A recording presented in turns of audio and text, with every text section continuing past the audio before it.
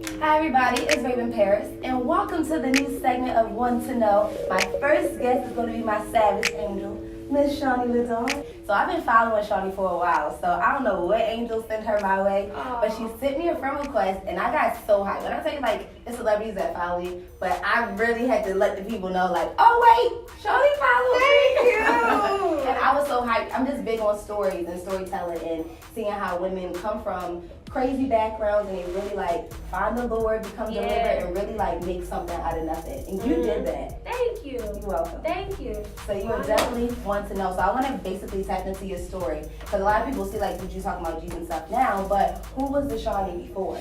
How'd you grow up? Who did you grow up with? Shawni was wild before. I grew up with my mom, my grandma.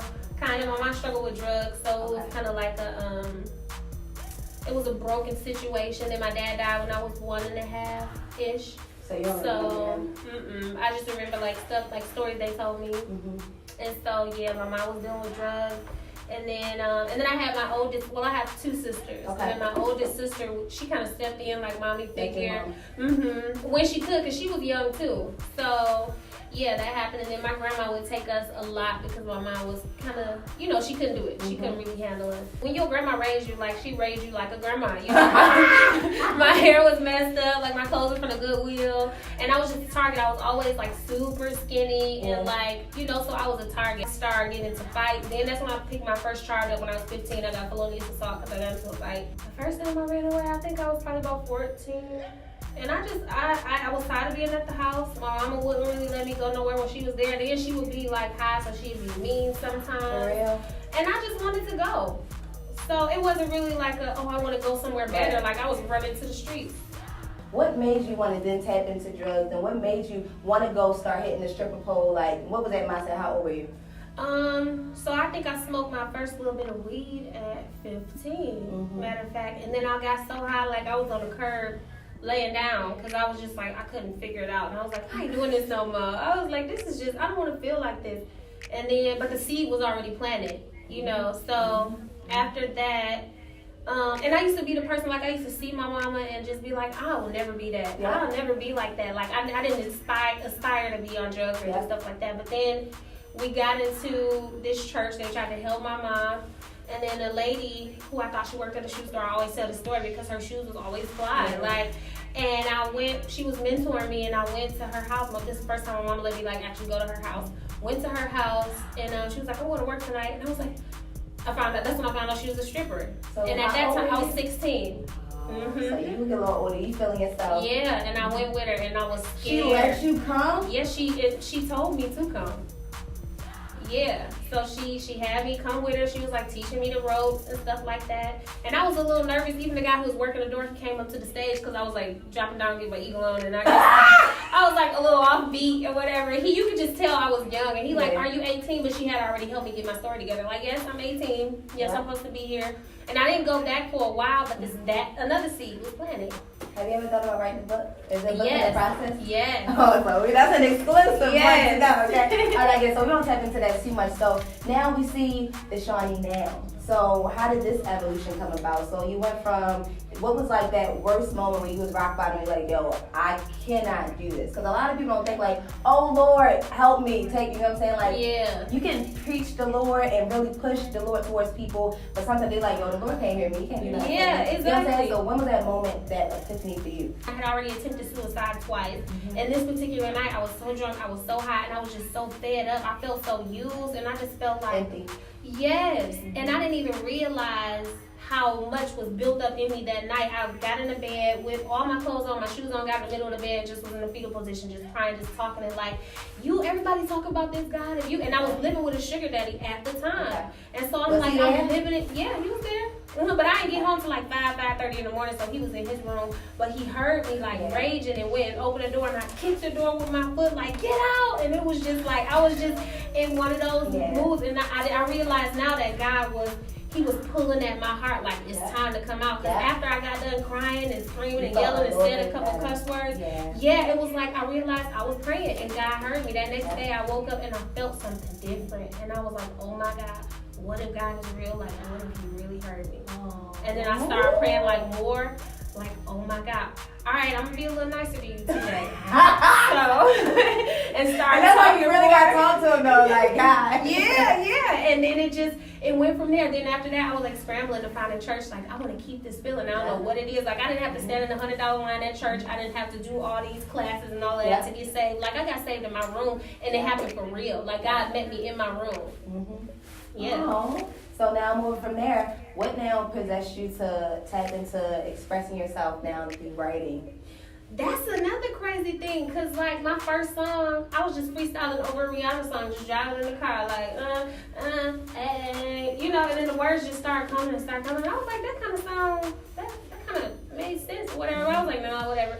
Woke up the next morning with more lyrics to that same song. I was like, I should record this and see.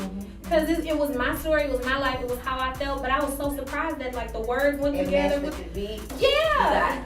What do you call it? Like bars, like 8 counts? Yeah. Like 8 counts. So yeah, I was like, you know what? Let me put the phone up on the computer, propped it up against the computer, and then put my little hat on, was looking all cute, and put the instrumental on. And I had been doing videos, like I had been saved already for like a year or so. And so I was putting videos of just talking about Jesus and how I just love Jesus. And I would get like 100 views, 200 views, and I didn't care. I'd keep going. Facts. Yeah. Somebody's seeing. Yeah, I was like, whatever. So I put that video up, and then ended up going to church, whatever. And then my phone was blowing up, offering time in the black church. I mean, like socialized time. So we was all socialized, and I looked at my phone, it was going crazy. My mom was like, Sean, what is World Star? All this. I was like, oh my God, I went to my page. I had 1 million views on the video. Like, everybody was sharing it. It was just so crazy. I was like, they like this? Yeah. So then I did another one to a Tory Lanez song. Found your niche. Yeah, I was like, this is wild. And I did another one expressing myself. Same thing, 2 million hits. What advice can you give to any of the young girls who grew up and they had broken homes and they want to pursue their dreams, and you see the power of social media? Like, what is some advice you can give to those girls? Just do it.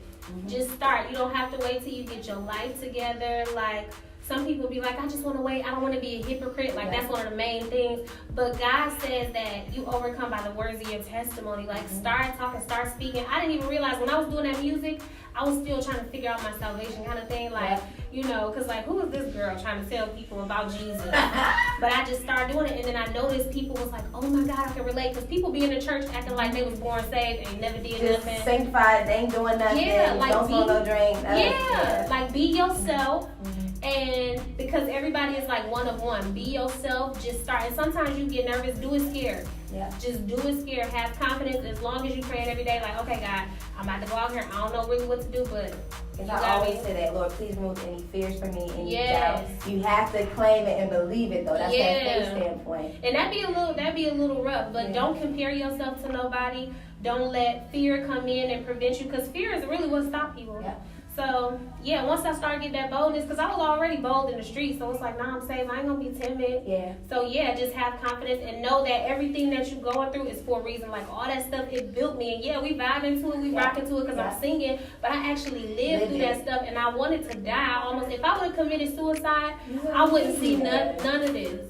Yeah, so don't give up. It's don't that give testimony. up. Yeah. So now you have this single with Mariah Carey. I know. Oh, that's so crazy. That's so crazy. Like, so we now need to tap into that single. How did it happen? Y'all gotta wait. Oh, you gotta wait. But Raven, I'm gonna give you a little insight. Give me a little exclusive. So, I did a remix with Mariah. You did it.